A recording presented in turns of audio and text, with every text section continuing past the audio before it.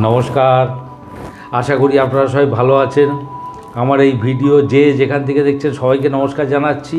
শুরু করছি কর্কট লগ্নের মে মাসটা কেমন যাবে। এবার কর্কট লগ্ন নিয়ে আলোচনা করতে গেলে প্রথমেই যেটা দেখতে পাচ্ছি সেটা হলো যে 1 মে কর্কট লগ্নের একাদশ ঘর মানে বৃষ, ওইখানে বৃহস্পতি চলে আসছে 1 মেতে। বৃহস্পতি হলো ষষ্ঠপতি এবং নবমপতি। কর্কটের ষষ্ঠ হলো ধনু এবং নবম ঘর হলো মীন। এই দুটো ঘরের মালিক হলো বৃহস্পতি। ষষ্ঠ ঘর থেকে আমরা কী দেখি? আমাদের বাধা বিপত্তি, অবস্ট্রাকশান এগুলো দেখি, বিরুদ্ধ পরিবেশ দেখি, অবশ্যই মায়ের ছোট মামা মাতুল এদের দেখি।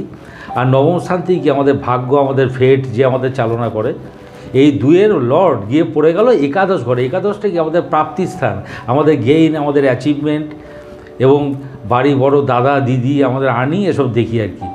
এবার এই বৃহস্পতির রিডিংটা কী হবে? বৃহস্পতির যে রিডিং হবে এর সঙ্গে মঙ্গলটা কম্বাইন করে, কারণ মঙ্গলটা 23শে এপ্রিল উনি নবম স্থান বৃহস্পতি ঘর মিনে চলে গেছেন। ওখানে সারা মে মাসটা মিনে থাকবেন। মঙ্গল কী কী ঘরে মালিক? মঙ্গল হলো কর্কট লগ্নের রাজ্যকারক গ্রহ। একটা হলো পঞ্চম ঘর, একটা হলো দশম ঘর। এই দুটো ঘরের মালিক হলো মঙ্গল। এবারে পঞ্চম ঘর থেকে আমরা কি দেখি? আমাদের সন্তান, আমাদের ক্রিয়েটিভিটি, আমাদের মেরিট, ট্যালেন্ট, আমাদের ইন্টেলিজেন্স এইসব দেখি। আর 10th হাউস কি? আমাদের কর্ম, আমাদের পিতা, আমাদের আইডেন্টিটি, পূর্বজন্মের স্বীকৃতি, এইসব দেখি। দশমকে নিয়ে প্রথমে আলোচনা করছি। দশমপতি পড়ে গেল নবমে মিনে এবং নবমপতি পড়ে গেল একাদশে।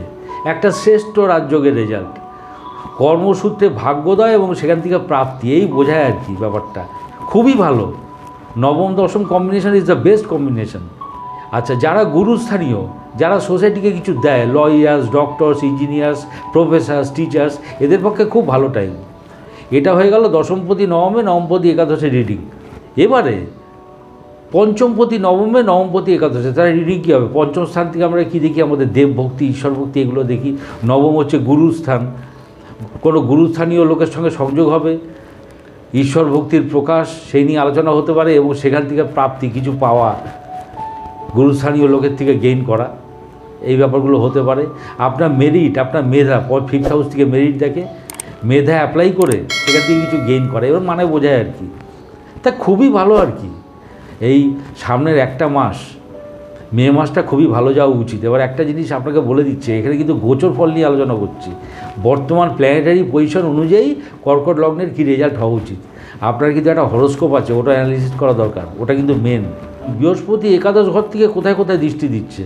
বৃহস্পতি একাদশ ঘর থেকে বসে তৃতীয় স্থান অর্থাৎ কন্যাতে দৃষ্টি দিচ্ছে। থার্ড হাউসটা কি? আমাদের রাইটিং, আমাদের হ্যান্ড স্কিল, এইগুলোর জায়গা, কমিউনিকেশন, কন্ট্যাক্ট, এগুলোর জায়গা। ওখান থেকে দেখুন পঞ্চম স্থানে দৃষ্টি দিচ্ছে বৃশ্চিকে এবং সপ্তম স্থানে দৃষ্টি দিচ্ছে মকরে। বৃহস্পতি তৃতীয় দৃষ্টি মানে নবমপতি তৃতীয় মানে হাতের স্কিল আর কি, হ্যান্ড স্কিল যেটাকে বলে। আপনার রাইটিং হতে পারে, পেন্টিং হতে পারে, এটা স্কাল্পচারে কোনো কাজ হতে পারে, হ্যান্ড স্কিল যাকে বলে। এবং যেহেতু একাদশ ঘর, ওখান থেকে গেইন করা। আরেকটা মানে হলো ভাই বোন, ছোটো ভাই বোন, এদের থেকে কিছু পেতে পারেন, গিফট পেতে পারেন, এই একটা ব্যাপার। এবার পঞ্চমে দৃষ্টি, আপনার মেধাটাকে অ্যাপ্লাই করা এবং সেখান থেকে গেইন করা, এই সব ব্যাপার আর কি। আর বৃহস্পতি আরেকটা দৃষ্টি পড়ছে সপ্তম স্থানে। সপ্তমপতিটা কিন্তু অষ্টমে। এই রিডিংটা not up to the mark. Conjugal life নিয়ে কিছু কিছু প্রবলেম হচ্ছে এবং সেই জন্য গুরুস্থানীয় লোকের থেকে পরামর্শ পেতে পারেন, এই ব্যাপারটা আসছে। আরেকটা হলো যেটা যে বিজনেসে কোনো লস হতে পারে, তো এই ব্যাপারে কোনো গুরুস্থানীয় লোকের সঙ্গে পরামর্শ করলে ভালো হবে। এবার বৃহস্পতি ষষ্ঠপতিও তো বটে, ষষ্ঠপতি একাদশে। ষষ্ঠ ঘরটা কি? ধনু ইন্ডিকেট করে কি? টার্গেট, আমাদের অ্যাচিভমেন্ট, লক্ষ্যভেদ করা, এগুলো ইন্ডিকেট করে। তার মানে কি? লক্ষ্যভেদ নিয়ে ঝামেলা। ওখান থেকে থার্ড হাউসে দৃষ্টি পড়ছে। ভাই বোন বা কোনো কমিউনিকেশন, কন্ট্যাক্ট যেখান থেকে কোনো গেইন করার কথা, কন্ট্যাক্ট মিট হবে, তো এইসব ব্যাপার নিয়ে আর কি অসুবিধা। এবার এই বিজনেসের জায়গাতেও ষষ্ঠপতি একাদশে থেকে সপ্তমে দৃষ্টি দিচ্ছে, বিজনেসের জায়গাতেও টার্গেট নিয়ে ঝামেলা। তাই বৃহস্পতি ষষ্ঠ ঘরের যেটা প্রবলেমটা যেটা হচ্ছে, ওটা হচ্ছে আমার লক্ষ্যভেদ হবে কিনা, আমার অ্যাচিভমেন্ট হবে কিনা, এই রিলেটেড, আর কিছু না। এবারে শনি সপ্তমপতি অষ্টমে এবং অষ্টমপতিও অষ্টমে। এবারে শনি 6 এপ্রিল উনি নক্ষত্র পরিবর্তন করেছেন, করে বৃহস্পতি নক্ষত্রে এসছেন, বৃহস্পতি এখানে একাদশে। তাহলে ব্যাপারটা কি? সপ্তমপতি অষ্টমী মানে তো খারাপ। সপ্তমপতি অষ্টমী মানে আমার কনজুগাল লাইফ, আমার বিজনেস, কর্মের উচ্চপদ প্রাপ্তি 7th হাউস থেকে 10th কর্মের উচ্চপদ প্রাপ্তি, এইসব নিয়ে ঝামেলা, কোথাও যাত্রা, কোথাও গমনাগমন, ওই ব্যাপার নিয়ে কোনো প্রবলেম হতে পারে। কিন্তু ব্যাপার হচ্ছে যে অষ্টমপতিও তো অষ্টমে, যার ঘরে এসে পড়লো তিনি দুস্থানপতি, তিনি ওই ঘরেই অবস্থান করছেন। ষষ্ঠ অষ্টম দ্বাদশপতি যে ভাবে পড়ে সেই ভাবটা হানি করে। তাহলে কী হবে, আপনার এই কনজুগাল লাইফ এবং আর যে প্রবলেমগুলো হচ্ছে, আপনার এই বিজনেস সংক্রান্ত প্রবলেম, কোথাও যাত্রা, কোথাও যেতে গমনাগমন, এইসব ব্যাপারে যে প্রবলেম, এগুলো দেখবেন ম্যাক্সিমামটাই ও রিডিউস করে দেবে, কমিয়ে দেবে। এবং ওখান থেকে গেইন করে, কোনো তীর্থস্থানে যেতে পারেন, বিজনেসে কোনো গুরুস্থানীয় লোকের হেল্প নেওয়া, সেখান থেকে গেইন করা, এইসব ব্যাপারগুলো আসছে আর কি, খুবই ভালো।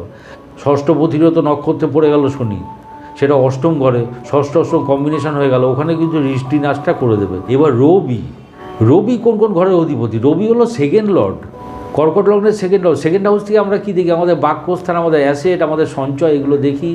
তা সেকেন্ড লর্ড রবি এখন রয়েছেন মেষে এবং 14ই মে পর্যন্ত মেষে থাকবেন। তা সেকেন্ড লর্ড পড়ে গেল কর্মস্থানে, ওরেটারি জব, কথা বলার জব। এবং ওখান থেকে দেখুন 4th হাউসে দৃষ্টি পড়ছে, আর্ট অফ টকিং। 4th হাউসটা কি? বিদ্যাস্থান, আর্ট অফ টকিং। যারা পিআরও, যারা পাবলিক রিলেশনস অফিসার যাদের বলি, যারা কল সেন্টারে কাজ করে, এই ধরনের মানে যারা কমিউনিকেশন রিলেটেড জব করেন, তাদের পক্ষে খুব ভালো টাইম। এবারে আফটার 14th মে রবিটা চলে আসছে একাদশ ঘরে। একাদশ ঘরে এলে কী হবে? দ্বিতীয় পতি চলে এলো একাদশে, নবমপতি বৃহস্পতি যুক্ত। আপনার সম্পদ বৃদ্ধি যেমনি পাবে, কোনো স্বীকৃতি পেতে পারেন, সবথেকে বড় কথা এটা। এবারে আমাদের আলোচ্য বিষয় হলো বুধ। 10th মে পর্যন্ত উনি রয়েছেন মিনে। 10th মেতে অ্যাকচুয়ালি উনি মেসে চলে যাবেন, পুরো মাসটা মেসে থাকবেন। দ্বাদশপতি এবং তৃতীয়পতি উনি চলে গেলেন মিনে। মিন ঘরটা কি? নবম স্থান। প্রথম কথায় যেটা বললাম, হ্যান্ড স্কিল, হাতের ওস্তাদি, কোনো কমিউনিকেশান স্কিল হতে পারে। ওই সময় ও কিন্তু কর্মপতি মঙ্গলের সঙ্গে বসে রয়েছে। তো কর্ম সংক্রান্ত ব্যাপারে কোনো কমিউনিকেশান, সংযোগ এবং সেখান থেকে গেইন করা, এরকম মানে বোঝায় আর কি। মিথুনটা হলো দ্বাদশ ঘর, বুধের আর একটা ঘর।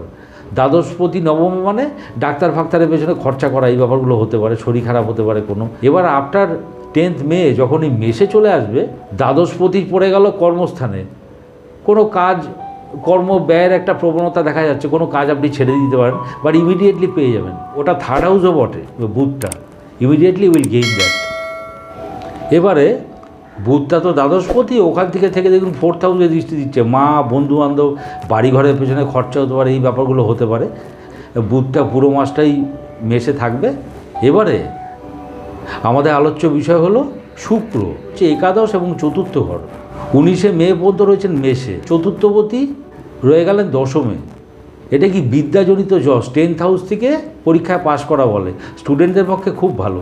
এবং 11th লর্ড দশমে, কর্মপ্রাপ্তির ব্যাপারটা আসছে, এইসব ব্যাপার, বা কর্মস্থান থেকে কোনো গেইন করা, কোনো প্রমোশনাল ব্যাপার হওয়া, এইসব ব্যাপারগুলো আসছে। এবং যেহেতু 11th লর্ডের দৃষ্টি পড়েছে 4th হাউসে, বন্ধুবান্ধবের দিক থেকে কিছু পাওয়া, গৃহবাড়ির জন্য কিছু ক্রয় করা এবং মায়ের থেকে কিছু পাওয়া, এই ব্যাপারগুলো হতে পারে। আফটার 19th মে শুক্র, রবি, বৃহস্পতি কম্বিনেশন হয়ে গেল, একটা অসাধারণ combination. 11th Lord, 9th Lord সব এক ঘরে। সেকেন্ড লর্ড প্রাপ্তি, অবশ্যই তার সঙ্গে কর্ম জড়াবে, আপনার অ্যাসেট গেইন হবে, সব কিছু ব্যাপারটা হবে। তো এই মোটামুটি বললাম। ভিডিওটি ভালো লাগলে লাইক, শেয়ার, সাবস্ক্রাইব করুন। সবাই ভালো থাকবেন। নমস্কার।